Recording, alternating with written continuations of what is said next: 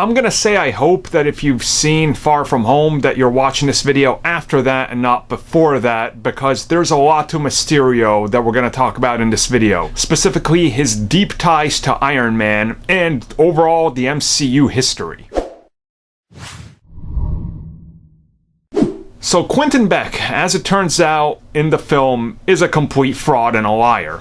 People are mad at this. People are mad that Mysterio is misleading. It's like they haven't read a comic about what his character is. Anyways, Mysterio turns out to be a fraud. There's no parallel universe that he's from. This was all make-believe lies, and they ended up tricking Nick Fury and the S.H.I.E.L.D. operatives that were there. Now, during the actual film, we find out some interesting stuff about Mysterio, specifically who he was, where he came from, and how he gets his technology. And the holographic technology that he has is actually something that Tony Stark took credit for and stole from him. The barf technology that we saw Tony Stark use in Civil War to recreate memories is actually something that Quentin Beck invented that was taken from him. Now Beck, just being outraged because it was stolen from him, he goes on a revenge quest and he finds other people that were wronged by Tony Stark, that were fired, that felt like they got mistreated, and he puts together a team to be able to use this holographic technology now that Tony is gone, to be able to pull off the elementals, to be able to make himself look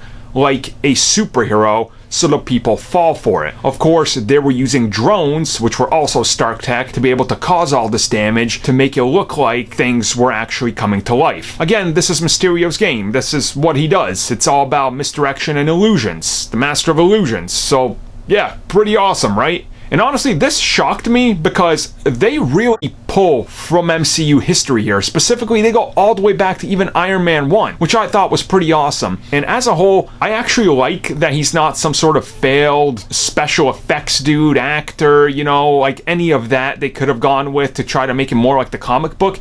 In this, it makes more sense. It's one of the demons that was created by Tony now coming back to haunt the MCU, since Tony was largely responsible for the Avengers, for what we got, for them defending. So he was a big public figure, and honestly, I think they pulled it off. I really like what they did with him, and I think there's more to the character that could be explored down the road, but who knows.